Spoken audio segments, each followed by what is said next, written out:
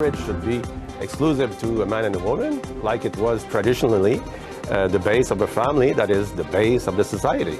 I can tell you that there's a lot of members who are very happy that I represent their view.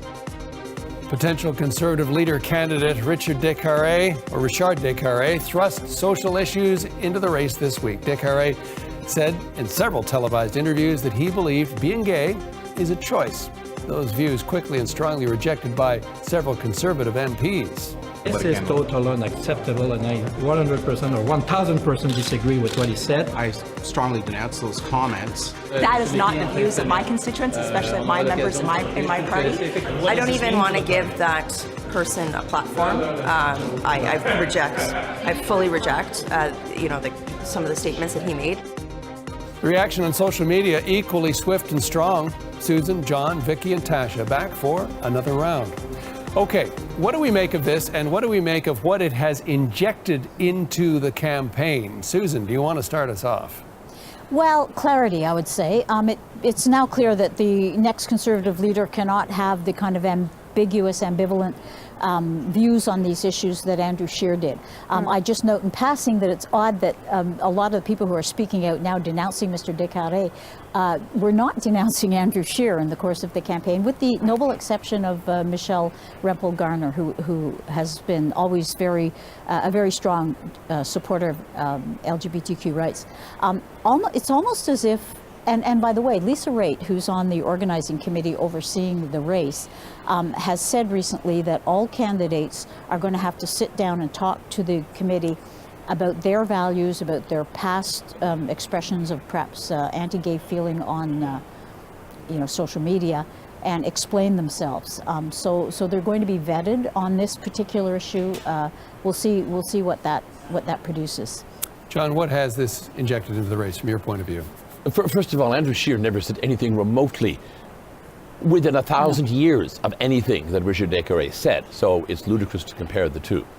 Mr. Descartes, sorry, John. So the dog with the tail and the tail wagging. Yeah, read the speech in the House. John. Read the speech in the House of Commons, and you'll realize that he was talking about an analogy. There was nothing that Andrew Scheer said that was even remotely close to anything that Richard Descartes said. And I will continue to talk a little bit. Okay. The second thing is that Mr. Descartes is entirely entitled to say that same-sex marriage, that the same-sex marriage is wrong, that marriage should be traditional and it should be between a man and a woman. He is entitled to say that life begins at conception, that abortion is wrong, and that government should not fund it. I disagree profoundly with both of those views, but he is entitled to hold those views, and the party should debate them. He cannot say that sexuality is a choice. That is bigoted, and if he does not apologize for it and walk it back, then he should not be allowed to run. It's as simple as that. Vicky, what do you think? I mean, part of it is there's always a media question of, like, do we travel to every single homophobe or racist who wants to say something and say that they stand up for conservatives and conservative values when they haven't actually tossed their hat into the ring and put forth the papers and the money that they need to. And we know that there are people in the party who think like this, as there are in every single party who think like this. So it's a matter of choices on our part as journalists. But I mean, for the party itself, this is going to be an issue. I think some of the recently profoundly discovered moral courage of some of these folks is worth querying a little bit further. Peter MacKay, handed down some of the most serious legislation affecting sex workers, and that's going to have to be a conversation. If the party is going to say that they support LGBTQ rights and sexual minorities, this is a question that I think at least he has to answer, if not the rest of the party. It isn't just about, whether or not you have your statement and you add a, pride flag emoji to your name when the time calls for it. It's about whether you show up at Pride, whether you have policies that respect, LGBTQ2SI people in this country, and whether the party steps up for that remains to be seen.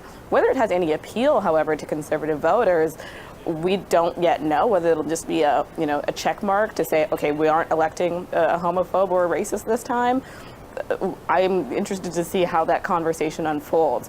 Whether there'll be actual interesting policies that will garner the support of these communities, that's what I think is most concerning for me.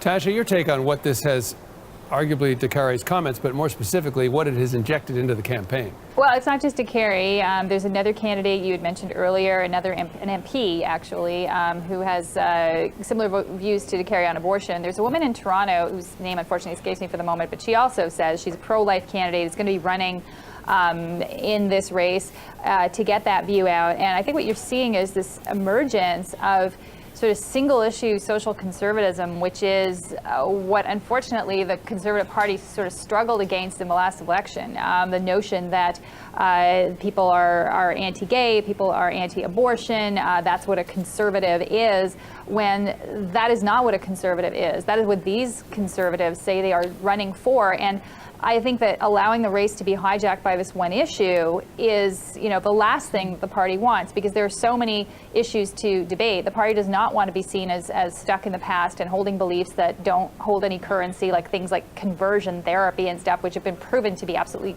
complete nonsense, and don't want to be seen as anti-gay.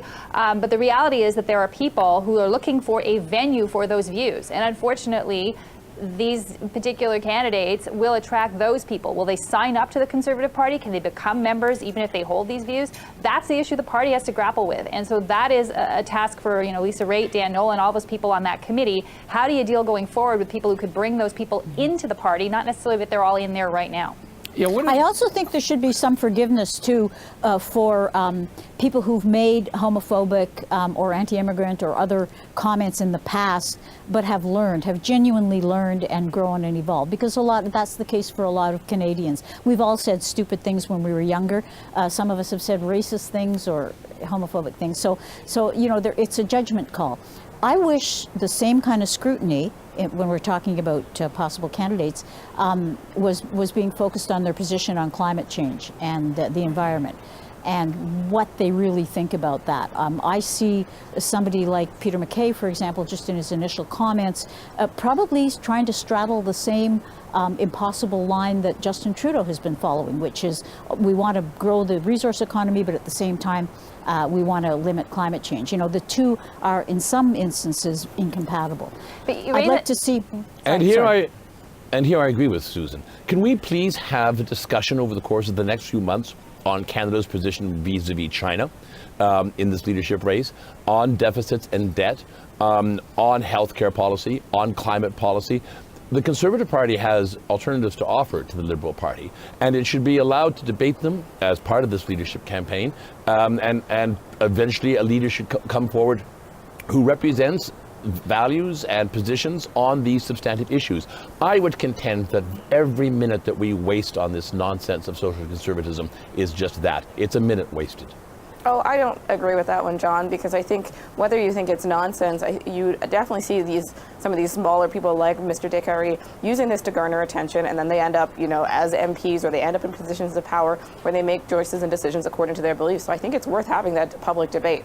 It may not be as large in scale, perhaps, as China, but those are issues that do affect people's daily lived experiences in their daily lives. So I don't think it's an either or. I think it's a comprehensive picture of what this party wants to be and who they're going to allow in. But the danger for the party is, and it's interesting you raised climate change, Susan, there are positions that people hold that may not be popular with groups, other mainstream groups, that may be disproved by science, and yet people have the right to hold those positions. John, you mentioned that earlier as well.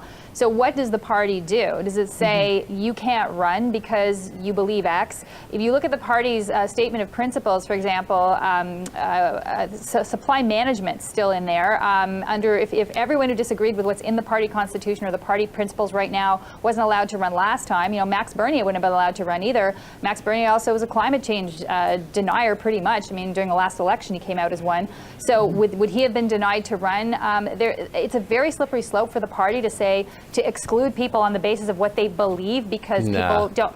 No, I disagree. I think if you're advocating things like you said, John, if you're advocating things that could actively violate the charter, for example, or things of that nature, but to simply say you disagree with party policy and therefore you can't run, they're supposed to promote alternatives. We may not like a lot of those alternatives, but they have to be free to say what they believe and get smacked down by the other people in this race. I completely agree, up to the point where you become openly racist, openly bigoted, openly homophobic, and at that point, you've crossed the line. Well, that's the charter. That's exactly. But that's my point. It's when not he the said that party, sexuality it's the was a charter. choice, crossed that line. And there doesn't have to be a purity test on climate change, but there sure does need to be more in-depth explanation of where different candidates stand. I don't think the party should say, oh, you have to, you have to believe this, or you have to be all in for the resource sector in Alberta, or but I mean, I guess I just wish there was more discussion of that kind of issue. But I agree with Tasha that that permission stops at hate speech. But here's the situation, guys. I mean, this morning we've talked about those who aren't running for the leadership. We've one who may or may not run, but says he's going to run and has problematic views. How does, as John suggests, the party, and Susan as well, how does the party then refocus, right the ship, and get on with a substantive discussion of candidates and issues? Susan, do you want to start us off on that? Well, we're going to have to go through a period of shakedown to find out who is actually in the race. And once we get the people in the race, then maybe we'll be able to start this debate.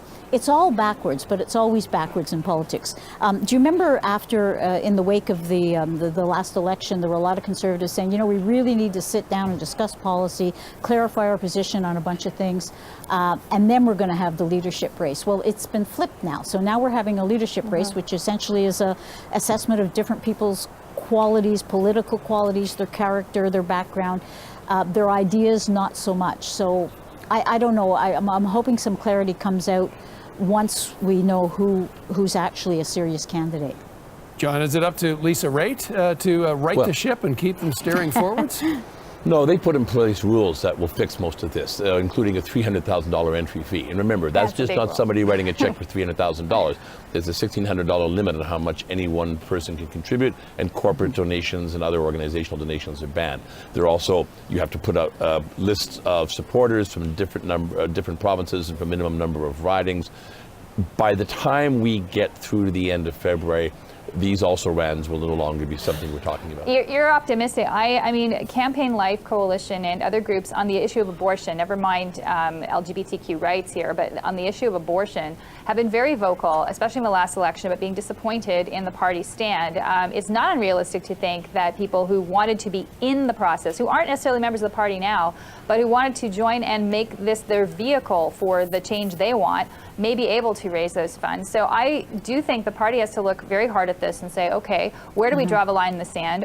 Personally, I do think hate speech, the charter, is a place where you can draw the line in the sand, and they will have to make that decision. But I will take one example. The Ontario leadership race, Tanya Granick-Allen ran on a very hardcore anti-sex ed platform.